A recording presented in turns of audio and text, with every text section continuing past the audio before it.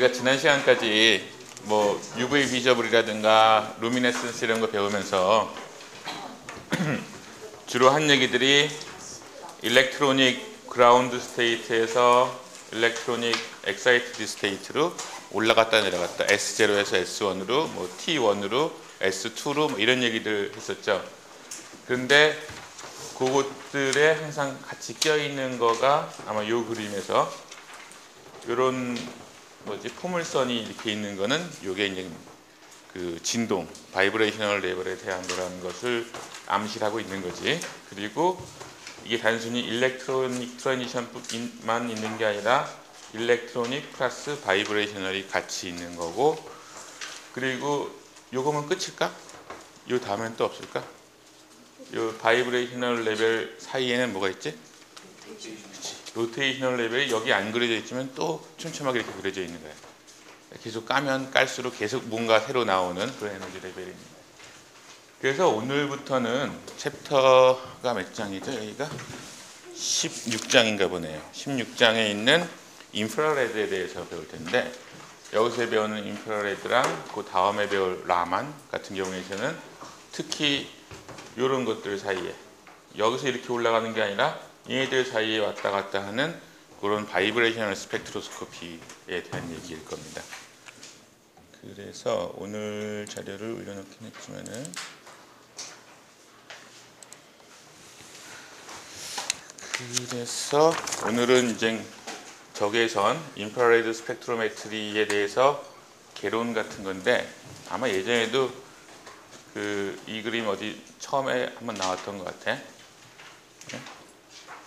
우리 뭐 공동기기실에도 있고, 우리 분석학 하시는 다른 교수님이신 정열 교수님이 옛날에 요 보맨 ABB 이 회사에도 이렇게 좀 근무하시고 그랬기 때문에 이 장비 굉장히 친숙한데, 이게 이제 IR 측정한 장비예요. IR 스펙트럴 측정한 장비고, 그 뜯어서 보면은 뭔가 이렇게 색덩어리가 많이 있고, 근데 인쟁은 예전보다는 조금 더 이해가 더 깊어졌을 거예요. 저기 어딘가 라이트 소스가 있겠지? 어딘가 모노크로메이터가 있을까? 아니면 디텍터가 어디 있을까? 뭐 이런 것도 생각할 수 있는데, 그래서 일단 처음에는 원리에 대해서 배우고, 그 다음에 아마 다음 시간에 목요일 날은 IR 인스트루멘테이션에서 좀 특별한 부분들, 그런 부분들에 대해서 배울 거예요. 일단 IR이 뭔지는 알아야 되잖아. 예전에 그 일렉트로마그네틱 웨이브 얘기할 때 나오긴 했지만은 결국은 IR을 또 사람들이 또 분류를 하지. far를 맨 밑에 놔야겠구나.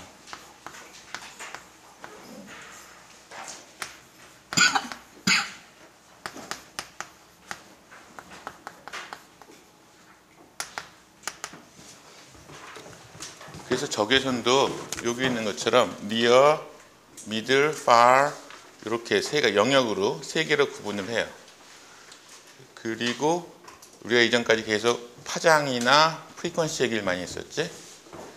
그래서 파장으로 치면은 near IR은 0.78에서 2.5 마이크로미터. 0.78 마이크로미터면 몇 나노야?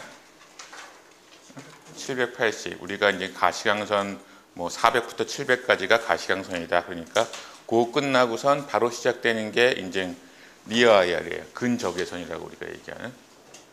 정일 교수님 랩에서는 아마 이런 쪽을 많이 하더라고요. 그 다음에 우리가 일반적으로 여러분들 분석화학 실험이나 아니면 기분석 실험 같은 시간대, 아니면 유기 합성하는 사람들이 이제 IR 찍는다. 기본적으로 IR 찍는다. 그러면 그거는 근적외선이나 아니면 원적외선이 아니라 이 미들 IR, 그러니까 중간 영역에 있는 IR을 얘기하는 거예요. 그래서 뭐 2.5 마이크론에서 50 마이크로미터. 그 프리퀀시로 바꾸면은 뭐 10의 14승, 14승, 뭐 14승에서 12승 이렇게 되죠. 그 다음에 far IR이라는 거는 보통 무슨 찜질방 선전이라든가 무슨 음식 선전인데 원적외선을 이용한 무슨 뭘 했다 뭐 이런 것들 많이 나오죠. 그게 보통 그 돌이라든가 아니면 금속 산화물이라든가 이런 것 같은 경우에는 에너지를 흡수한 다음에 릴렉세이션 할 때 요 파장 영역에서 그 빛을 내는, 그러니까 일렉트로마그네틱 웨이브를 내요. 그래서 뭐 찜질방에서 뭐 이렇게 가열을 하면은 얘네들이 그 에너지를 원적외선을 낸다. 아니면은 뭐 뚝배기 뭐 이런 거 하면은 돌로 된 거기다가 가열을 해서 먹으면은 이 직접 불이 닿아서 하는 게 아니라 거기서 나온 원적외선으로 그 뭐 고기도 굽고 고기도 익히고 뭐 그런다. 뭐 이런 게 이제 FAR-IR인데 보통 일반적으로 제일 많이 쓰는 거는 이 미들 리전에 있는 2.5에서 한 50 마이크론 사이 이 정도 영역에 있는 거고, 그리고 요거 같은 경우에는 여기에 이제 한 얘도 있는데 이 두 가지로 다 써요. 그러니까 정성하고 정량적인 면으로.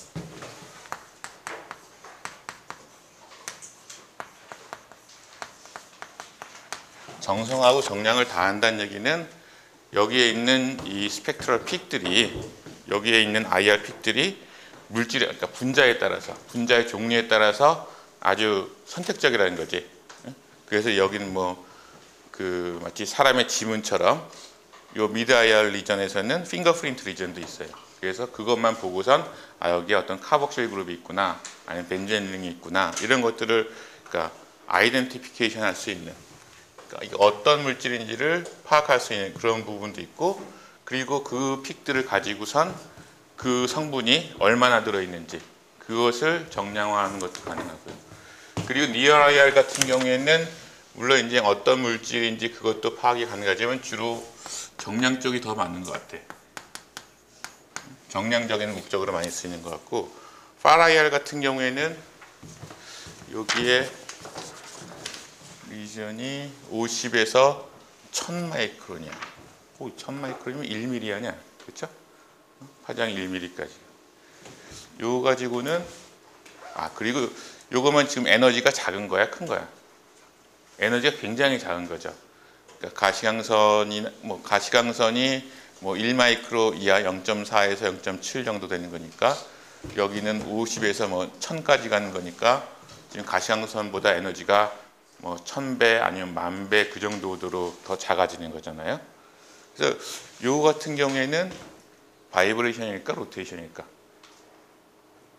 책에 어딘가 나오긴 하는데 FAR-IR 같은 경우에는 주로 많이 쓰이는 게, 물론 여기도 이제 정량하는 데 쓰기도 하지만은 로테이셔널 스펙트로스코피, 그래서 이 같은 경우에는 람다가 한 100 마이크로미터 이상, 여기에 이제 1000 마이크론이라고 그랬죠. 람다 한 100 마이크로 이상 되면은 아까 그렸던 여기에서 이렇게 바이브레이셔널 레벨이 있으면은 요 안에 로테이셔널이 또 있다고 그랬죠. 여기에 로테이셔널 레벨들이 또 있는데 이제 이런 것들에 해당된다는 거죠. 그 요런 영역에서의 observation, emission 이런 게 있으면은 그거는 원적외선, 그러니까 FAR-IR 쪽의 영역일 거예요. 그래서 제일 많이 쓰는 거는 미드 IR이고, 그다음 니어 IR 같은 경우에는 주로 어떤 정량을 하기 위한 루틴한 정량, 그렇게도 써도 되겠다. 그러니까 산업적으로라든가 이런 용도로 쓸 경우가 많이 있겠죠. 그래서 여러분들이 니어나 미들, FAR-IR에 대해서 알고, 그 다음에 그것에 우리가 제일 친숙한 단위가 파장이니까 파장으로만 이렇게 친다라고 하는데, 파장이라고 해서 요게 이제 그 스펙트럼이 있어요. 그래서 2.5부터 여기가 그리고 여기 15까지니까 미드 IR 리전에서 일부네요. 미드 IR 리전에서 일부가 되는데, 하나 좀 이렇게 좀 그 약간 신경을 거슬리는 게 2.5에서 3 이렇게 넓고 3에서 4, 4에서 5, 6, 7, 8, 10, 11, 12, 13 하면서 점점 간격이 좁아지지. 왜 그런가? 일단은 요걸 에너지하고 비례해서 보고 싶은데, 지금 요 아래 웨이브 넘버라는 단위가 있고 이거 기준으로 지금은 돼 있어요. 하나 그 이제 적외선 쪽을 하면서 알아야 될 거가 이 적외선 하는 사람들은 또 단위를 다르게 쓰네. 웨이브 넘버라는 단위를 써요. 주로. 그러니까 센티미터의 역수, 인버스 센티미터 또는 레시프로컬 센티미터 뭐 이렇게 되는데, 뭐 나중에 NMR 하는 사람들은 또 무슨 헤르츠, 뭐 ppm 이런 것들 쓰고, 어떻게 보면 다 에너지의 단위이고 파장의 단위로 환산이 가능하지만은 그거를 소위 그 동네에서는 전문 용어가 따로 있는 거지. 그래서 IR 하시는 분들은 이 웨이브 넘버를 제일 큰 기준으로, 그러니까 X축을 웨이브 넘버로 쓰더라고요. 그리고 웨이브 넘버 기준으로 해서 웨이브 랭스를 환산해 보면은 얘는 센티미터의 역수고 얘는 마이크로미터니까 얘하고 얘는 서로 역수 관계죠. 그래서 이 웨이브 넘버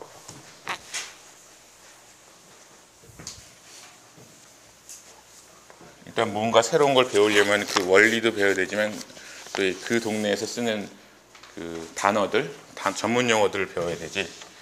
그래서 이 웨이브 넘버라는 거는 뭐 웨이브 넘버 또는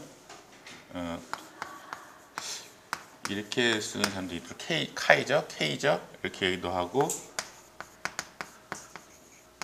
레시프로컬 센티미터라든가 아니면은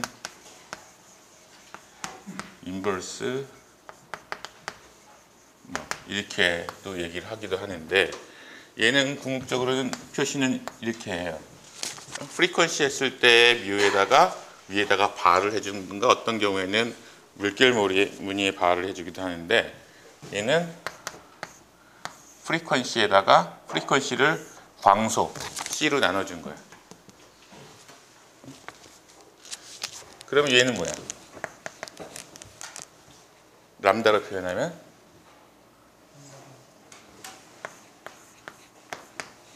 아까 말했듯이 서로 역수 관계가 되는 거죠. 그러니까 여기서 자세히 보면은 저걸 쉽게 계산할 수 있는 게 10마이크로미터가 있네. 10마이크로미터의 역수하면 얼마야? 10마이크로미터가 12-5승 미터죠.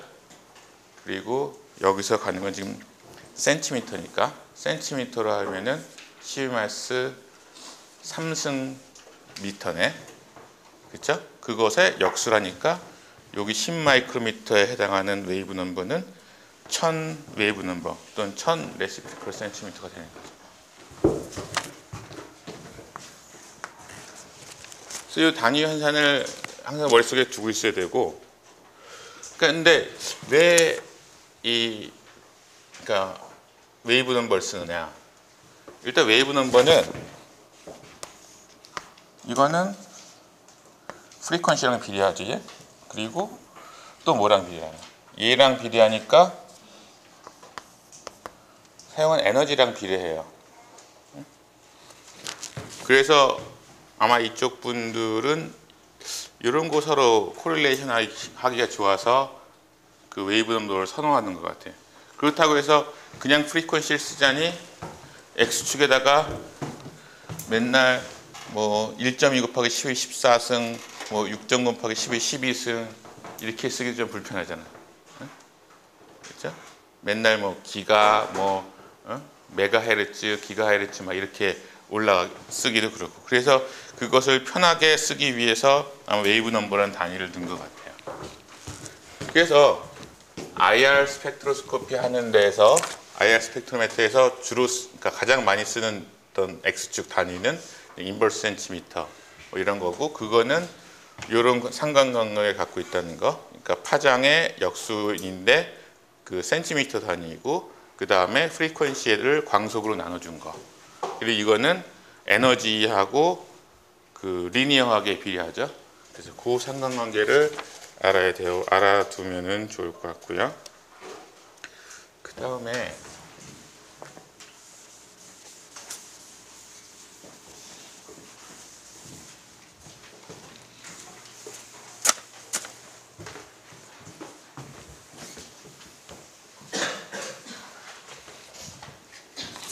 이제 하모닉 오실레이터라는 게 나오네.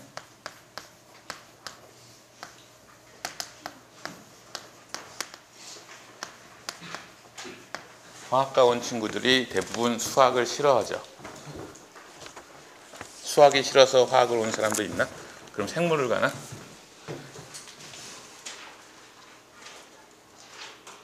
나도 수학을 싫어하긴 하지만 수학도 싫어하고 물리도 싫어했던 것 같아. 근데 자꾸만 나와. 여기 있는 요 그림이 일반 물리 같은데 이런 거 나오죠. 스프링 콘스탄트 이런 거에서 F는 KX에서 여러분 책에도 한두 페이지 나와 있어. 그런데 우리가 지난번에 그림에서 봤던 거는 요게 소위 바이브레이셔널 두 개의 원자가 붙어가지고 이렇게 바이브레이션 할 때 그 에너지, 포텐셜 에너지의 다이어그램. 그러니까 여기가 포텐셜 에너지가 제일 이제 낮아지는 거가 제일 안정한 포인트가 되는 거지. 그러니까 원자 간의 거리, 분자를 이뤘을 때 원자 간의 거리. 근데 얘가 계속 바이브레이션 하니까 서로 최대한 가까이 가서 더 이상 가까이 가면 갈수록 에너지가 이제 높아지면서 언스테이블하게 되겠지. 그러니까 이쪽으로 더 못 가고 다시 돌아오겠죠. 그리고 이쪽으로 그러니까 서로 스트레칭을 해서 멀리 가게 되면은 어느 정도까지는 이제 에너지가 올라가다가 어느 정도를 한도를 지나가면은 끊어져 버리지 스프링이. 그러면 그게 이제 몰레큘러 디소시에이션이 된다. 분자가 이제 분해가 된다. 이렇게 얘기하는 게 그 분자가 진동을 할 때의 에너지 다이어그램이 되는 건데, 이건 이렇게 양쪽이 대칭도 아니고 모양이 조금 복잡하게 생겼어. 그래서 우리 물리 하시는 분들은 저런 거 단순화시키는 걸 좋아하잖아. 그래서 얘를 제일 잘 표현할 수 있는 것 중에 하나가 이런 F는 KX 뭐 이렇게 해가지고 용수철로 해가지고 요것들 사이의 거리가 센터가 여기고, 그리고 늘어났을 때 수축됐을 때가 이쪽으로. 그러니까 이게 하모닉 오실레이터예요. 하모닉 오실레이터. 오실레이터 하는데 조화 진동자라고 그러나 우리말로는. 요걸 가지고선 우리 분자에서의 바이브레이셔널 에너지 다이어그램 요것을 이제 소위 모사를 해보자, 이런 생각인 것 같아요. 그래서 요걸 가지고선 계산을 막 하면은 거기 보면 이제 두 가지 접근 방법이 나와요.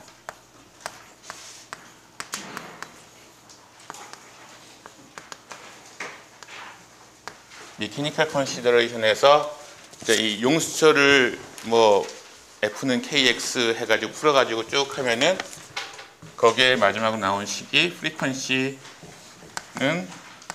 2파이분의 1의 뮤의 K가 되고, 이거는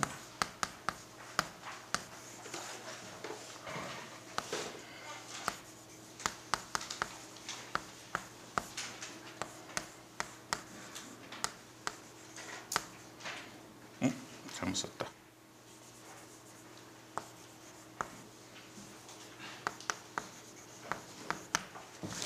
요거는 만약에 두 개의 원자가 있을 때 그것의 센터 오브 매스가 되는 거죠. 무게 중심. 그리고 만약에 똑같은 H2 이런 것처럼 똑같은 두 개의 원자가 바이브레이션 하고 있다면은 그 중심점이 되겠지만은 HCl 이렇게 두 개의 원자가 서로 다른 매스를 가지고 있다. 그럼 그 센터 오브 매스는 이렇게 표현이 되겠죠. 그러니까 M1 플러스 M2 분의 M1 곱하기 M2가 분모였었으니까 전체적으로 표시하면 이런 게 그때에 진동하는 그 프리퀀시가 될 거예요. 프리퀀시가 될 거예요. 그리고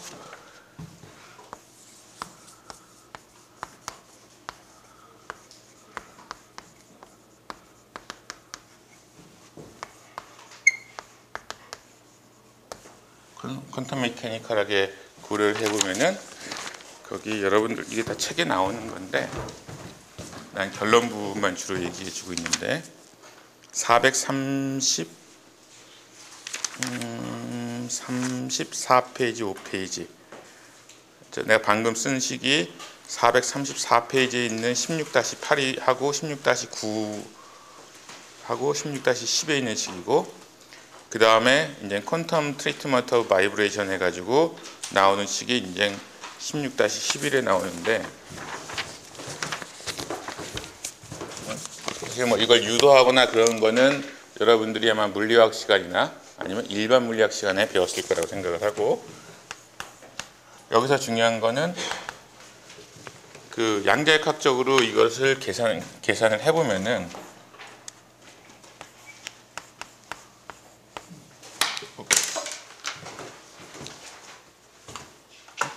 사람들 없었나?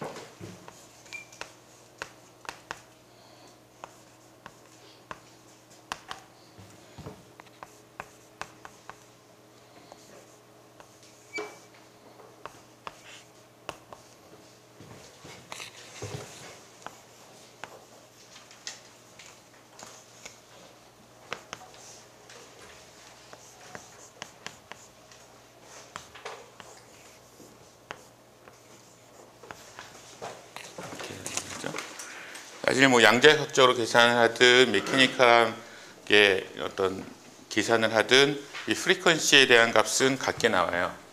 근데 이 메케니컬한 컨시더레이션 했을 때는 우리 양자역학에서 얘기하는 소위 각각의 에너지 레벨들이 양자화되어 있다, 퀀타이즈 되어 있다.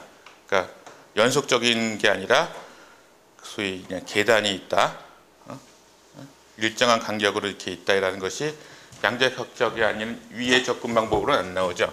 그래서 퀀텀 메케니컬하게 고려를 해주면은 에너지가 요곳에 어떤 정수 플러스 2분의 1, 요게 이제 0, 1, 2, 3, 4 요 파라미터가 이렇게 올라가는 건데, 그러한 에너지 레벨을 갖고, 그러니까 그 각각의 에너지 레벨의 사이는, 그러니까 여기에서 V가 0, 1, 2, 3, 4, 5, 6 이렇게 돼 있죠. 요 값이 0일 때는 전체적으로는 2분의 1 곱하기 2파이 오버 h의 루트 k 오버 뮤 이렇게 되는 거죠. 그 다음에 이게 1일 때는 2분의 3 곱하기 이렇게 되는 걸 테니까, 각각의 에너지, 그 양자화된 그 진동 에너지 레벨 사이의 차이는 좀 전에 여기 델타 E는 이렇게 될 거고, 델타 E는 2파이분의 그 하에다가 루트 텀을 더한 게 되는 거겠죠. 그래서 결론적으로 프리퀀시는 똑같게 나와요. 그리고 우리가 웨이브 넘버를 쓴다고 그랬으니까 이거는 2파이 C분의 1에 뭐 이런 상태로 가겠죠. 그리고 여기 잘 안 보이나요? 그래서 그 상수까지 다 해주면은 5.3 곱하기 11-12승하고 프리퀀시가 이렇게 나온다는 거죠. 근데 이거는 지금까지 얘기는 하모닉 오실레이터를 풀어준 거야. 그리고 또 물리학 시간에 양자 이런 걸 배우게 되면은 하모닉 오실레이터를 양자역학적으로 풀어주면은 에너지 레벨이 이렇게 나오고 거기에 해당하는 프리퀀시가 이렇게 된다라는 결론도 있고, 또 하나 결론이 나오는 거가 저희 셀렉션 룰이라는 게 나와요.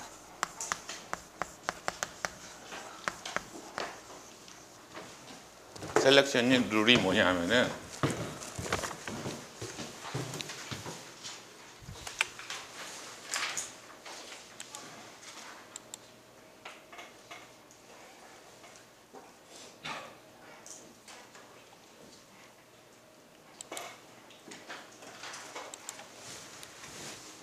우리가 예전에 이 자블론스키 다이어그램 이거 얘기할 때 뭐 왜 이건 되고 이거 안 될까 이런 것들 많이 있었잖아요. 이 그림에서 여기서 그냥 이렇게 떨어지면 안 되나? 아니면 여기서 뭐 이렇게 떨어지면 안 되나? 아니면 이렇게 올라가면 안 되나? 근데 그런 게 하나도 없죠. 그게 그러니까 원칙적으로 그러니까 저렇게 계산을 통해서 보면은 이게 델타 그러니까 에너지 트랜지션 사이에 뭐 정수가 뭐 하나 이상이 되는 그러니까 하나 올라가거나 하나 내려가는 건 되는데 뭐 이걸 건너뛰어서 2개, 3개 이렇게 올라가는 거는 이 양자역학적인 계산을 해보면은 그건 금지되는 거야, forbidden. 그래서 셀렉션 룰이 이 바이브레이셔널 같은 경우에 이렇게 뭐 이제 양자를 하시는 분들에 의하면 이렇게 나와요. 그러니까 이 결론을 보면은 무슨 얘기냐면은 일단 바이브레이셔널 에너지는 맨 바닥에 그림을 보여주면서 얘기해 주는 게 낫겠네. 갑자기 분석화학 기기 분석 시간에 또 이런 얘기가 나오니까 졸려지고 멘탈에 붕괴가 오고 그러죠. 한두 번 그런 거 아니잖아. 이것도 이제 다음 시간에 또 듣고 계속 듣다 보면은 익숙해져요. 근데 이제 난 최대한 중요한 부분만 얘기해 주려고 그러는데 요거나 요것을 통해서 우리가 얻을 수 있는 거는 일단 에너지 레벨이 양자화되어 있다. V가 1이냐, 0이냐, 1이냐, 2냐, 3이냐, 4냐에 따라서 있을 수 있는 데가 제한되어 있다라는 거하고 또 하나는 이게 0이더라도 어떤 에너지가 있는 거야. 요 바닥점에 있는 거 아니에요. 만약에 이 바닥점에 있다면 이거 어떻게 되는 거야? 맨 바닥에 있다면은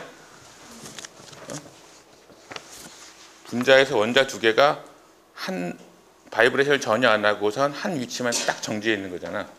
그렇죠? 그러니까 만약에 여기에만 있다 그러면 요 사이에 왔다 갔다 하잖아.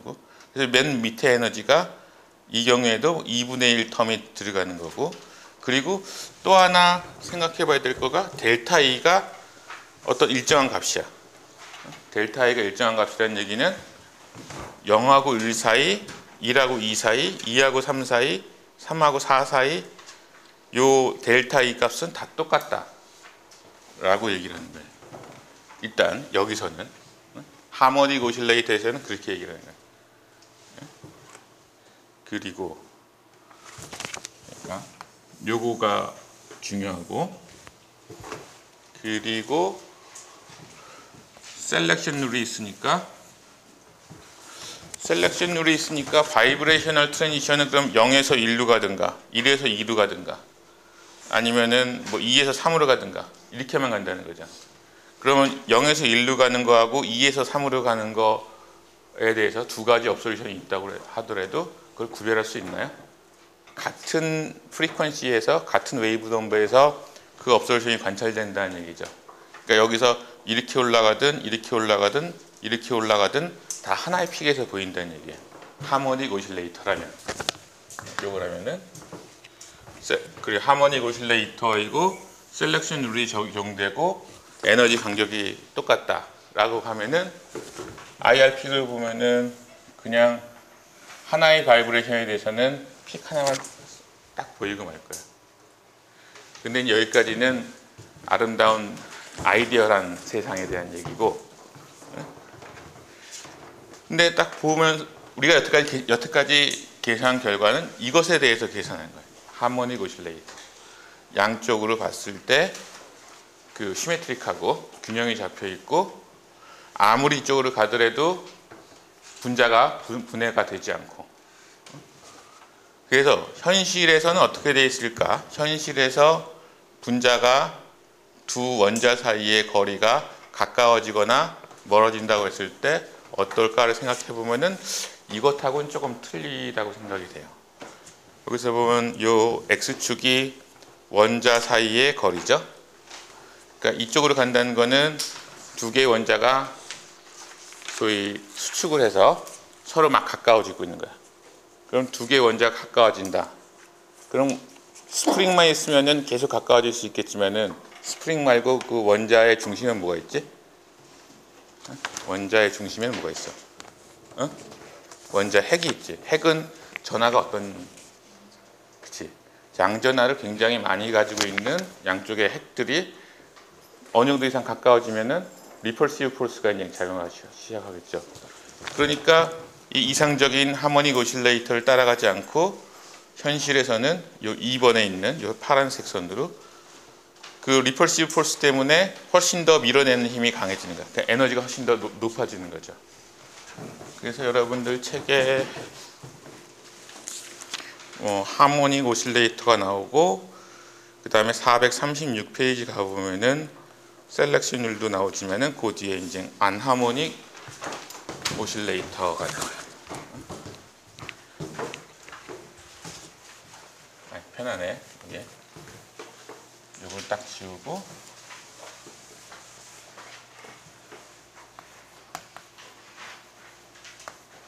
하모닉하지 않은 오실레이터, 별로 이렇게 양쪽이 조화롭게 시메트릭하지 않은 오실레이터가 실제 상황이고, 이 경우에 차이점이 뭐냐?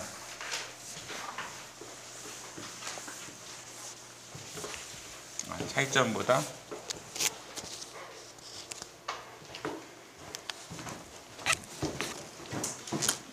여러분 프린트아웃에 있는데 이 그림이 계속 필요하니까 칠판에 쓸게요. 안하모닉 오실레이터가 생기는 첫 번째 이유는 쿨롬이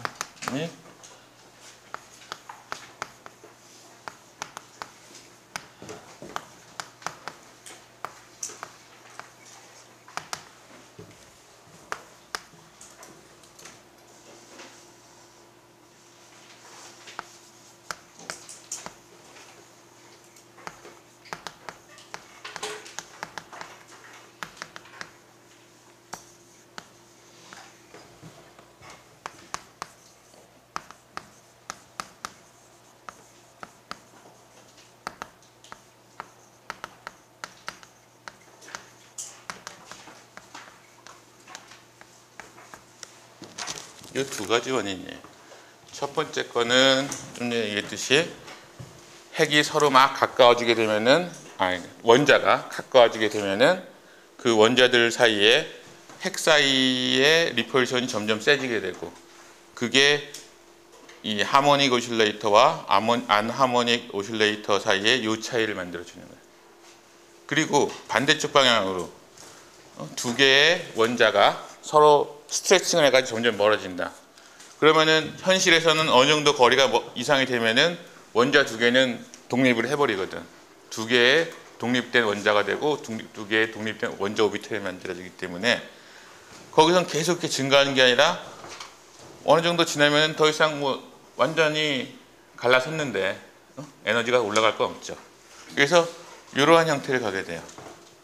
그러니까 여기서의 이런 차이, 그리고 이쪽에서 이런 차이가 우리가 하모닉 오실레이터를 기반으로 해서 좀 이상적인 케이스에서 계산한 그런 양자역학적인 계산, 그것이 100% 일치하지 않는 이유가 돼요.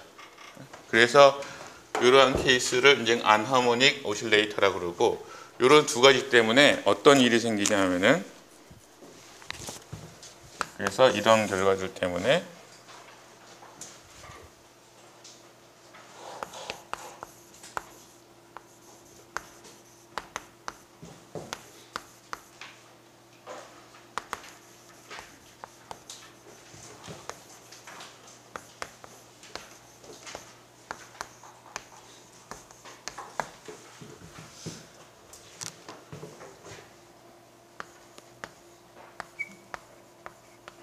behave, 그러니까 요 진동 요게 걔도 제일 잘 맞는 데가 요 밑이야.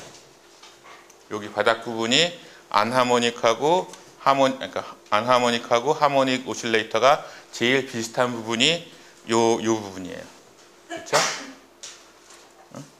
점점 에너지가 올라가면 올라갈수록 그 차이가 커져요. 그래서 이 영역에서는 우리가 하모닉 오실레이터에서 계산했던 것들이 그래도 제일 잘 맞아요. 그런데 그래서 낮은 에너지 상태에서, 낮은 에너지 리전에서만 하모닉 오실레이터에서 나온 결론들이 잘 맞아 들어가고, 이게 1번이고 두 번째가 아까 델타 E가 항상 다 똑같다고 그랬는데 이거는 작아지고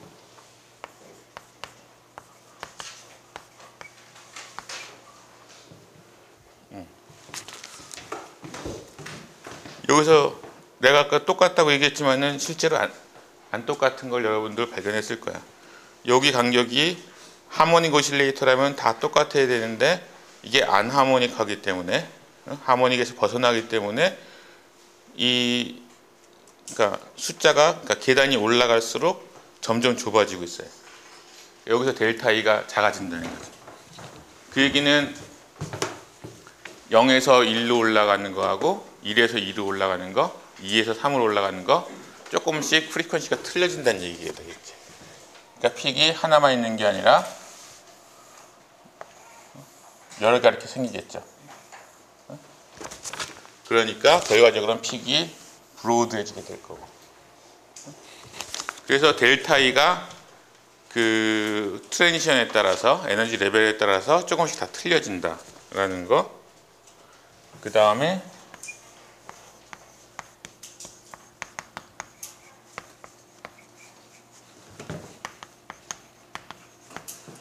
우리가 이제 양자역학적으로 풀었을 때 하모닉 오실레이터에 대해서는 셀렉션 룰이 잘 맞는다고 그랬어요. 그래서 픽이 하나만 나온다고 그랬는데 이게 이상적인 케이스에서 이렇게 살짝 벗어나니까 이제는 거기서 그 셀렉션 룰을 그러니까 forbidden이라고 되어 있는 2나 3이 올라가는 그런 것도 약간씩 생기는 거야. 여기서 이상적으로 생각하면 여기 이렇게만 올라가고 이렇게만 올라가고 이렇게만 올라가야 되겠지만은 물론 이거보다는 훨씬 그 낮은 확률로 생기긴 하지만은 약간씩 0에서 2로 가거나 0에서 3으로 가거나 0에서 4로 가는 것들이 관찰이 될 수 있어요. 그러니까 forbidden 트랜지션들이 관찰이 되기 시작하는 거예요. 그래서 이 경우에 델타 U가 뭐 플러스 마이너스 1, 플러스 마이너스 2, 플러스 마이너스 3 뭐 이런 것들이 생기는 거예요. 그러면은 이런 게 있고 뭐 플러스 마이너스 2가 된다면은 이런 것들이 여러 개의 픽이 생기는 거겠죠. 처음에 그 에너지의 2배에 해당하는 거, 3배에 해당하는 거, 4배에 해당하는 그런 업솔션들이 생기겠죠. 그것을 뭐라 그러냐면은 오버톤. 그래서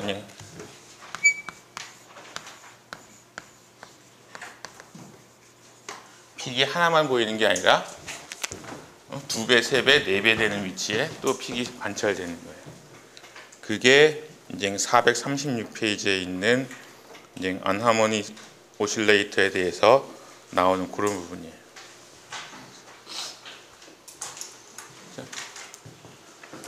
그러니까 여기 하모닉 오실레이터는 이상적인 케이스고 그것에 대해서 우리가 양자역학적으로 풀 수 있는 그런 거고, 근데 언하모닉 오실레이터는 그것에서 현실적으로 그 바이브레이셔널 에너지 레벨이 포텐셜 에너지 다이어그램이 어떻게 되어 있나 반영해서 해보면은 현실적으로는 이상적인 경우하고는 좀 다른 것들이 관찰되는데, 그것이 뭐 오버톤이 생긴다라든가, 그리고 그 모든 에너지가 같게 각각의 레벨들이 일정한 간격으로 스페이싱이 되는 게 아니라 올라갈수록 조금씩 작아진다든가 이런 현상들이 있어요. 여기까지 이해는 잘 가시나요? 근데 그래서 이 뒤에 써 있는 것도 다시 한번 얘기해 주면은 이게 양자역학적으로 에너지가 이렇게 계산이 돼 나오고, 그 다음에 델타 E는 이렇게 계산이 돼서 프리퀀시가 항상 그 일정한 값에서 나와야 되고, 셀렉션 룰이 있으니까 플러스 마이너스 1인 한 군데에서만 픽이 나와야 되는데 한 프리퀀시에서만 그러니까 적외선에 대한 업솔션이 나와야 되는데, 이거는 이제 하모닉 오실레이터의 경우고, 현실적으로는 쿨로믹 리펄션이 있고 몰레큘러 디소시에이션이 있기 때문에 거기 하모닉 오실레이터에서 벗어나는 언하모닉 익서티가 생기게 되고, 그것 때문에 그러니까 그 높은 에너지 쪽으로 갈수록, 그러니까 높은 레벨로 갈수록 델타 E가 작아지고, 셀렉션 룰이 플러스 마이너스 1뿐만 아니라 플러스 마이너스 2, 플러스 마이너스 3 이런 것도 생기기 때문에 픽이 브로드해지기도 하고, 또 에너지가 2배, 3배, 4배 이런 데에도 픽들이 관찰되는 오버톤이 생기기도 해요. 그래서 현실적으로는 이런 이상적인 케이스보다는, 그러니까 전원 페이지에 있는 이상적인 케이스보다는 훨씬 복잡한 그 바이브레이셔널 스펙트라가 관찰되게 됩니다. 그래서 여러분들이 IR이 뭔지, 어떤 영역의 빛인지 알고, 웨이브 넘버라는 단위를 쓴다. 그 다음에 하모닉 오실레이터와 안하모닉 익서티에 대해서 배우면서 IR 스펙트라가 어떻게 생겼을까라는 것에 대해서 이제 원리를 조금 감을 잡았기를 바라고, 그 다음에 얘기할 것이 노멀 모드라는 게 있죠. 바이브레이션이 있으면은 항상 IR 픽이 나오나? 그것도 분석화학 때 배운 건데, 분자가 진동을 하면은 항상 적외선 흡수 파장이 생길까요? 네? 조금 크게 얘기해봐요. 아니요? 그치. 50%의 확률이었으니까. 맞아. 그거 맨날 우리 대학원 면접 시험 볼 때도 그거 맨날 물어봐. IR하고 라만의 차이가 뭐냐? IR 액티브란 뭐냐? 뭐 이런 거 얘기하는데, 그래서 과연 진동, 우리가 이제 진동이라는 걸 머릿속으로 생각해 보면은 분자 두 개까지는 아까 이렇게 돼서 이렇게 그린 것처럼 인터 아토믹 디스턴스가 있고, 분자 두 개까지는 우리 스프링이 뭐 이렇게 돼서 왔다 갔다 한다 이렇게 상상이 가능한데, 세 개가 되면 어떻게 돼? CO2다. 그럼 좀 복잡해지죠. 얘 두 개하고 얘 두 개 따로따로 놀면 상관없겠지만은 세 개가 같이 움직이잖아. 그러면은 만약에 이런 그림을 그린다면은 이것들 사이, 요거 두 개 사이에 인터 아토믹 디스턴스도 필요할 것 같고, 요거 두 개 사이에 인터 아토믹 디스턴스도 필요할 것 같고, 얘네들 사이에 요 앵글만 세타라고 그러면 요 앵글도 관련이 될 것 같고, 그렇죠? 뭔가 머릿속이 복잡해져. 그래서 아마 그런 기억이 노멀 모드 오브 바이브레이션 이런 얘기가 나오는 건데, 원래 만약에 옥시젠 원자가 하나가 있다, 진공중에. 이것이 운동할 수 있는 경우의 수, 방향의 디그리 오브 프리덤이라고 그러죠. 자유도. 이거 몇 가지나 되나? X, Y, Z. 세 방향으로 움직이겠죠.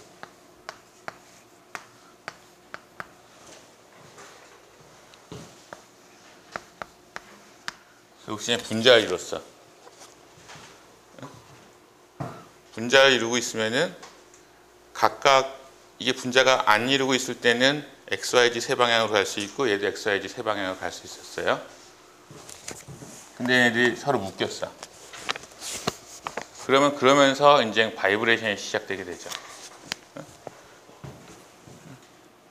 아까는 얘가 일로 가고 싶고 얘가 일로 가고 싶고 그러면은 이거 둘 사이에 결합 없으면 그냥 각자 가면 됐지.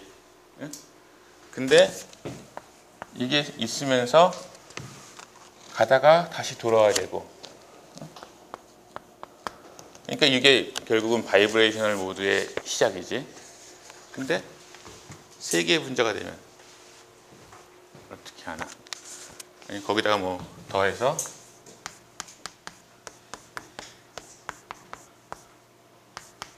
메테인이다. 5개다. 우리 머리로 계산하기 힘들죠. 그래서 간단한 룰이 있었죠. 우리가 만약에 원자의 수가 1개, 2개, 3개다. 그러면은 기본적으로 얘네들이 원자들만 있을 때 운동할 수 있는 경우의 수는 원자의 개수 n에다가 3을 곱하면 될 거야. 각각의 원자가 x, y, z 세 방향으로 움직일 수 있을 테니까. 그렇죠? 그런데 이 중에서 그러니까 만약에 3개의 원자다. 그럼 3개의 원자 중에서 얘네들이 하는 운동은 분자가 됐을 때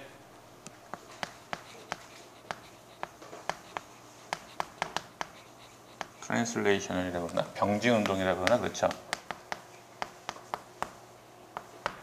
그 다음에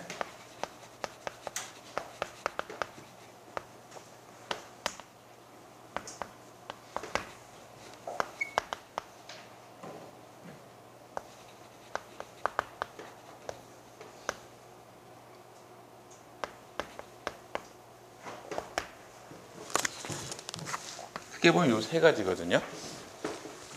이런 분자가 그 각각의 원자들이 움직였을 때 3개가 다 이쪽으로 가고 싶다. 그럼 분자가 이제 이쪽으로 가겠지. 그러면은 이쪽 한 방향으로의 트랜슬레이셔널 모션이 되는 거야. 그리고 이 3개의 분자가 다 위로 가고 싶다. 의견 통일이 돼서 그러면은 뭐 X, Y, Z 세 방향으로는 트랜슬레이셔널 모션이 있어요. 그러면 전체 3N 중에서 3개는 이 병진 운동이 빼주면 되겠지. 그러니까 진동이 몇 개나, 진동 모드가 몇 개나 되나를 알기 위해서 이 두 개를 계산해 줘야 하는 거야. 근데 CO2보다 H2O를 먼저 해줘야 되는구나. 만약에 이런 게 있다고 치면은 이 경우에도 3n-3개의 트랜슬레이션, 그러니까 병진 운동이 있을 거고, 그 다음에 얘를 보면은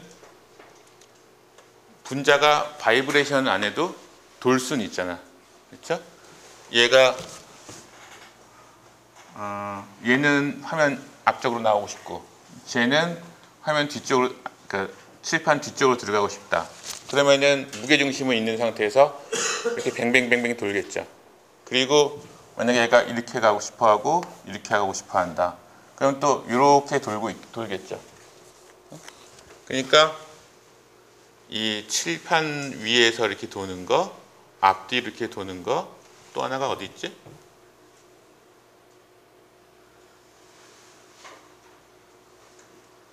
X.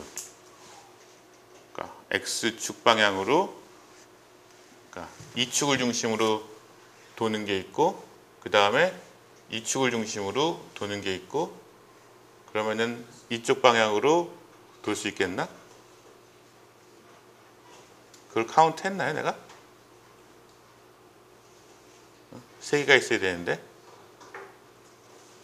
바보같이 생각이 잘 안 나네. 예? 뭘 빼먹었어요, 내가? 이렇게 돌 수가 있을 거고, 이렇게 돌 수가 있을 거고, 그리고 이렇게 도는 걸 빼먹었나 보네. 그렇죠? 그래서 로테이션 같은 경우에도 분자가 어떤 요 밑에 다음에 얘기할 선형 분자라든가 이런 것만 아니면은 X축 방향을, X축을 중심으로, Y축을 중심으로, Z축을 중심으로 해서 로테이션 할 수 있는, 회전을 할 수 있는 그 경우의 수가 3가지가 있어요.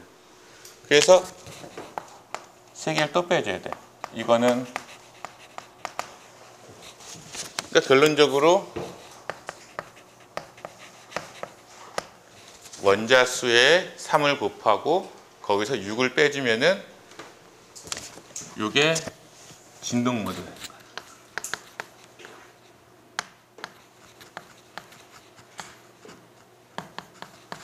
바이브레이션 모드가 몇 개나 되나. 근데 예외가 있는 게 만약에 분자가 이런 리니어한 몰레큘이다. 일직선상에 있다. 그럼 얘가 요 축상으로 이렇게 돈다고 했을 때는 그거는 도는 게 아니지. 원자가 그러니까 그 축 상에 다 있기 때문에. 그래서 그걸 하나 빼줘야 돼.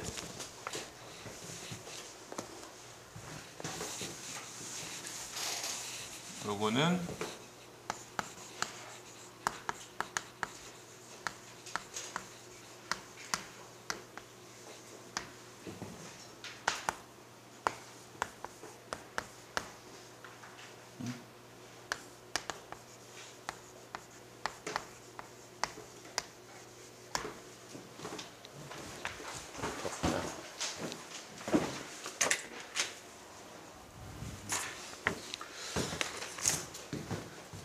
그래서 요 3n-6 또는 3n-5가 이 분자를 딱 보고선 아 여기에 소위 진동 모드가 몇 개나 있겠다. 그것을 계산할 수 있는 제일 간단한 방법이고, 거기서 뭐 theoretical number of normal mode에서 그러니까 각각의 원자가 움직일 수 있는 경우의 수는 이제 3n이 된다 그러고요. 각각의 어텀에 대해서 3개 x, y, g의 3개의 degree of freedom이 있기 때문에, 그 다음에 트랜슬레이셔널 모션을 할 수 있는 그거는 3가지 경우에 있어서 3n에서 3을 빼준다는 거고, 그 다음에 로테이셔널 모션은 그 non 리니어한 몰리큘 같은 경우에는 또 3가지 경우의 수, 3개의 축에 대한 경우의 수가 있기 때문에 3을 빼주는데, 이거는 리니어한 몰리큘 같은 경우에는 2만 빼주면 된다는 거죠. 그래서 1에서 2와 3을 빼주면은 파서블 바이브레이셔널 모드가 생기게 되는데, 그게 3n-6이 되는 겁니다. 이 경우는 딱 보면은 아 원자가 3개구나. 그러면 3n이면 9개죠. 그리고 거기에서 몇을 빼줘야 돼. 이쪽이 왜 여기 어디 갔지? 3n 그러니까 9 빼기 몇을 해줘야 되지? 5를 해줘야지. 리니어 몰레큘이니까. 그럼 9 빼기 5 하면 4개. 아 얘는 소위 진동 모드가 4개가 있겠구나. 우리가 몇 개가 있는지 모르고 찾는 거랑 몇 개가 있는지 알고 찾는 거하고는 큰 차이가 있죠. 만약에 여러분들 기말고사 때 답을 객관식 문제를 냈다. 그럼 여러분들 일단 좋아하겠지. 근데 객관식 문제가 맞는 것을 모두 고르시오. 막 이런 거 하면 골치 아파지죠. 그것처럼 진동 모드를 생각할 때도 과연 몇 개 있는지 알고선 판단 카운트하기 시작하면은 훨씬 편해져요. 그래서 이 경우에는 시메트릭하게 뭐 여러분들 뭐 이렇게 양팔 가지고 이렇게 할 때 얘네들이 같이 움직이는 거, 어시메트릭하게 얘는 그 수축해 들어오는데 얘는 이쪽으로 들어오는데 아니죠. 이거 지금 이 그림이 좀 잘못된 것 같아 보이는데 여러분들 책이 438페이지에 있네. 여기 일단 동그라미가 하나 더 있고 얘네들 사이는 가까워지는데 얘네들 사이는 멀어지고 있는 거예요. 그리고 우리 화면에서 봤을 때 이 양쪽에 있는 2개 옥시젠 같은 경우에는 저 뒤로 가는 거고 얘는 앞으로 튀어나오는 거고, 그러니까 마치 약간은 밴딩 같은, 약간이 아니라 그 구부러지는 그런 형태가 되는 거고, 요게 같은 게 90도 이렇게 회전돼서 보여준다면은 이런 형태가 되는 거죠. 얘는 아래로 내려가고 얘는 위로 가게 되니까 얘가 리니어한 몰레큘로 있다가 아니면 굽어진 형태로 가 있다가 그 2개의 상태를 왔다 갔다 하는 게 그 CO2 분자 같은 경우에 4개의 바이브레이셔널 모드가 되는 거예요. 그러니까 2개의 하나의 시메트릭, 하나의 어시메트릭 스트레칭. 이건 스트레칭이죠.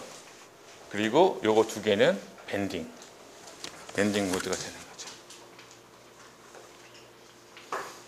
근데 이제 오늘 가르칠 제일 중요한 내용이 이제 여기 있지.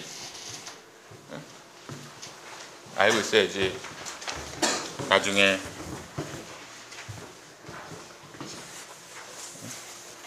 이 부분은 유기화학을 하시는 분이나 물리화학을 하시는 분이나 다들 공통적으로 중요하다고 생각하기 때문에 면접 볼 때 맨날 나오더라고요.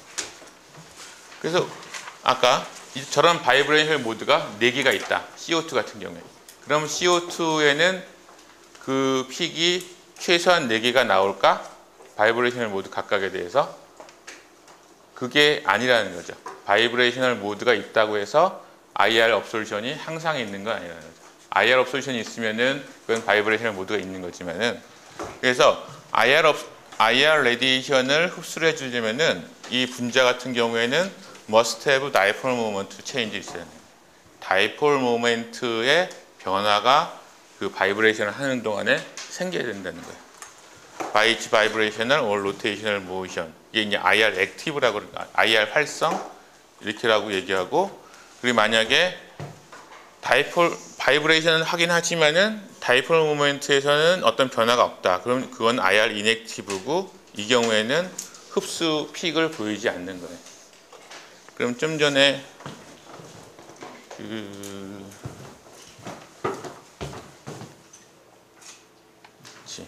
요 뭐 CO2 같은 경우도 있는데, 그 전에 우리가 호모뉴클리어한 이런 게 있어요. 얘는 이 스트레칭이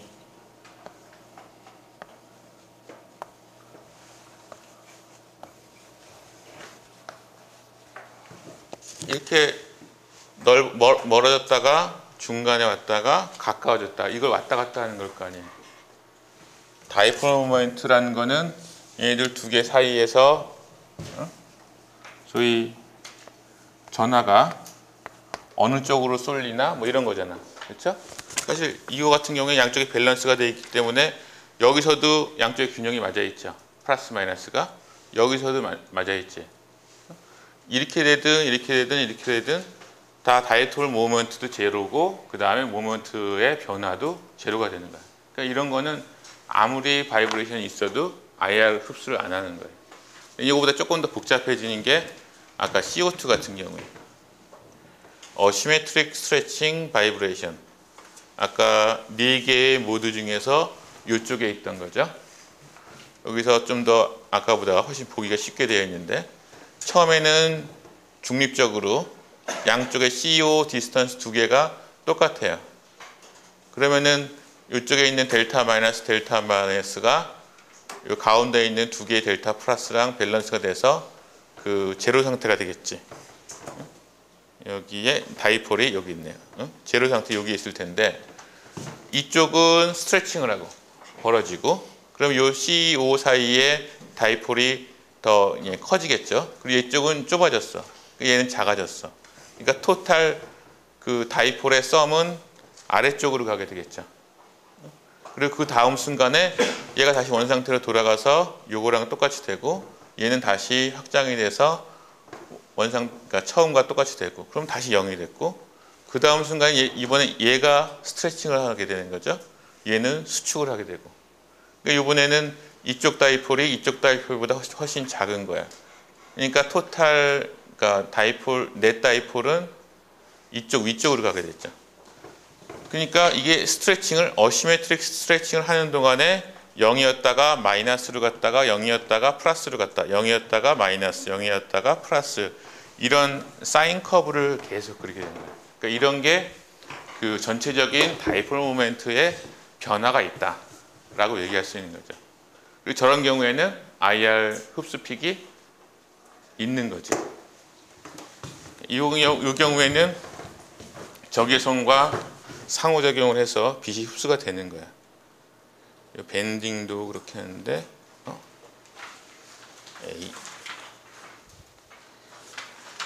시메트릭 그림이 있어야 되는데 왜 없어? 그러면은 시메트릭 같은 경우에는 칠판에 그려서 봅시다.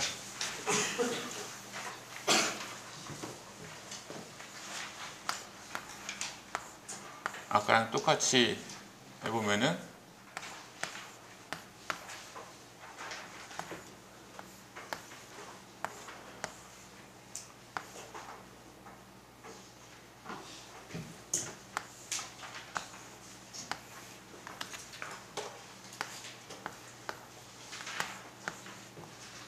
뭐 이렇게 되겠지? 이 경우에 다이폴은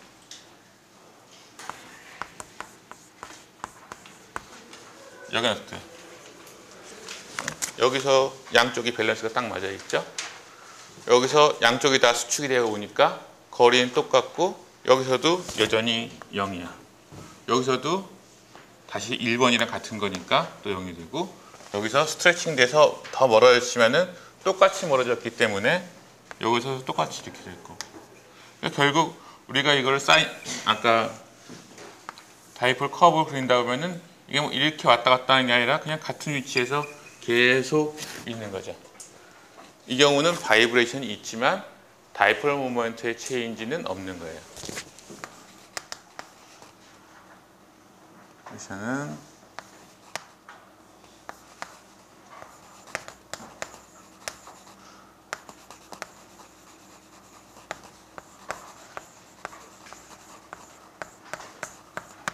이거는 어시메트리가 아니지.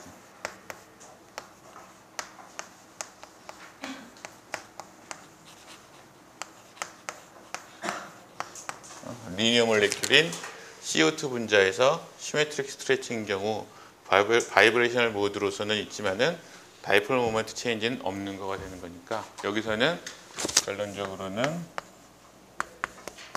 IR 인액티브, 그러니까 픽이 옵솔션 픽이 안 보인다는 거지.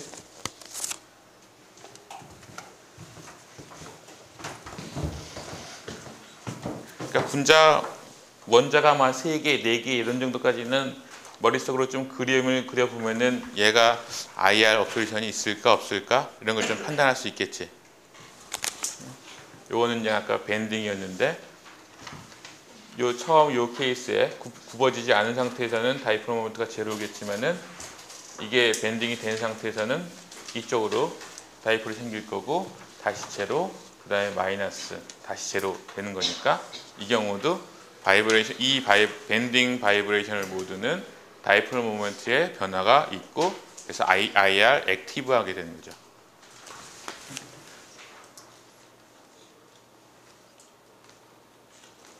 그러니까 CO2 분자 같은 경우 리니어한 3아토믹 몰레큘인 경우에 어시메트릭, 밴딩 요 세 개는 픽이 관찰될 거야. 근데 얘는 옵솔션 픽이 관찰이 안 되는 거지. IR 인액티브니까. 그리고 그런 비슷한 케이스가 물 분자의 경우도 있는데 물 분자 그림을 내가 여기 넣어놨나? 아 여기 있구나. 물 분자는 아까 얘기했듯이 원자가 3개고 그러면 3에 나면 9에다가 마이너스 6을 해야 되죠. 리니어한 몰레큘이 아니니까. 그래서 9 빼기 6 하니까 바이브레이셔널 모드는 3개가 있다. 3개가 어떤 게 있을까? 따지면 시메트릭 스트레칭, 어시메트릭 스트레칭, 그 다음에 시저링, 그러니까 가위질 하듯이 이렇게 가는 요 3가지가 있고 요것에 대해서 따져봤나? 따져본 건 여기 안 나와 있네. 요건 한번 여러분들이 어떤 것이 다이폴 모먼트 체인지가 있는지 한번 판단을 해보세요. 그리고 아마 기말 시험 준비하거나 그러면은 뒤에 연습 문제에도 내가 기억하기로는 그치 453페이지 보세요. 응? 거기 보면은 16-7 뭐 그런 문제 보면은 연습할 게 많이 있지? 응? 분자 하나, 둘, 셋, 넷, 다섯, 여섯, 7가지 놔두고 그 다음에 각각의 스트레칭이 IR 액티브 할 것이냐, IR 인액티브 할 것이냐 이런 거 판단하는 거는 그 정도까지는 아마 가능할 것 같아요. 그리고 오늘의 마지막은 바이브레이셔널 커플링.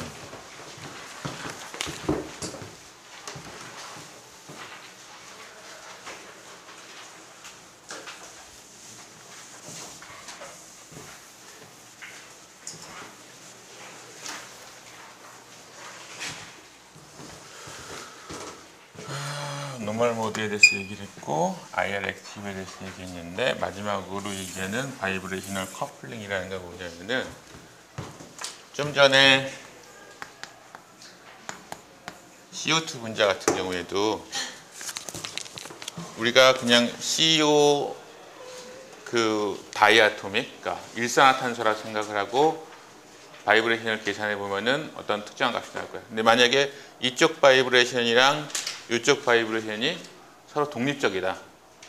그러면은 픽이 하나만 나오겠죠. 그러니까 C5가 이렇게 있고 만약에 이런 문제가 있다. 그러면은 요 CO 스트레칭에 해당하는 픽이 하나만 나올 거야. 근데 문제는 여기서도 그렇고 여기서도 픽이 여러 개가 나오는 이유는 얘하고 서로 간섭을 해서 서로 이제 인터랙션을 해서 그렇거든. 그걸 뭐 다른 말로는 커플링 한다고 그러고.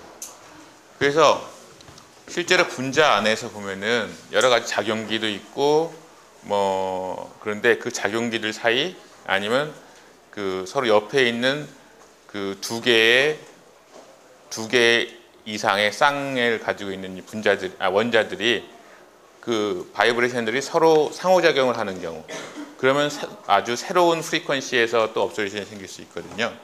그래서 그것을 이제 바이브레이셔널 커플링이라고 하고, 다른 두 개의 바이브레이셔널 그 프리퀀시, 바이브레이셔널 모드들이 서로 커플링 되는 경우가 뭐 커플링이 잘 일어나는 케이스는 커먼 아톰 인 스트레칭 모드. 좀 전에 이 CO2에서 이 CO의 스트레칭과 CO의 스트레칭 사이에 이 카본이 공통 원자가 있죠. 그러니까 이거는 이쪽 거랑 이쪽 거가 결합이 돼서 어시메트릭 스트레칭과 시메트릭 스트레칭 두 개가 새로운 게 나오잖아. 그러니까 이런 거가 이 첫 번째 케이스예요. 그리고 커먼 반드 인 밴딩 모드. 여기서도 여기 이제 밴딩하는 경우도 있었는데 이건 지금 너무 가까이 있는 거예요.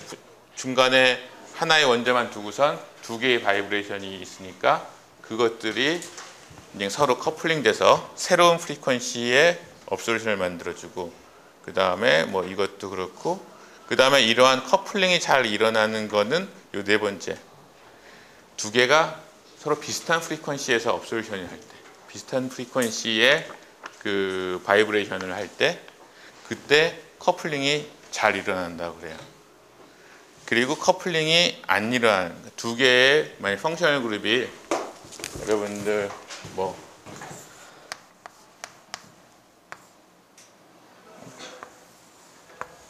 OH 바이브레이션에 대한 그 업솔션 프리퀀시가 있죠.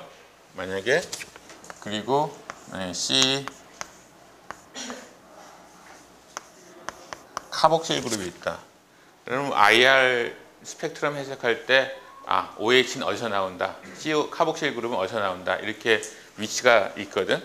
근데 얘네들 사이에 만약 커플링이 돼서 얘네들이 바로 옆에 붙어 있다. 그래서 커플링이 된다면은 얘도 위치를 이동하고 얘도 위치가 시프팅을 할 텐데, 그게 잘 안 일어나는 경우는 두 개의 어텀 또는 펑셔널 그룹이 두 개 이상의 결합으로, 본드로 좀 거리가 멀어지게 되면은 서로가 이제 독립적으로 바이브레이션을 하고 그 원래의 프리퀀시가 많이 유지가 된다는 거고, 그 다음에 시메트리적으로 이제 매칭이 잘 안 되는 경우인데, 이 경우에서는 이 첫 번째 것만 잘 알고 있으면 될 것 같아요. 그 다음에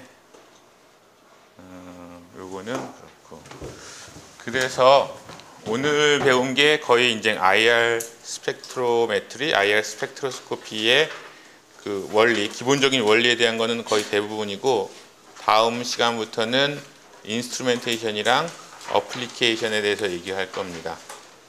그래서 근데 인스트루멘테이션은 또 예전에 배웠던 거 다시 넘어가. 7장인가에서 그 후리에 트랜스폼, 그리고 또 뭐 있었지?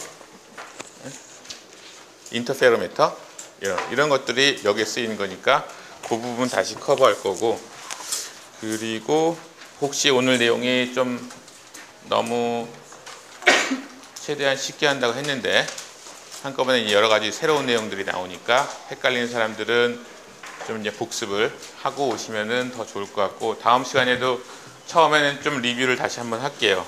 예, 그럼 여기까지 하겠습니다. 수고하셨습니다.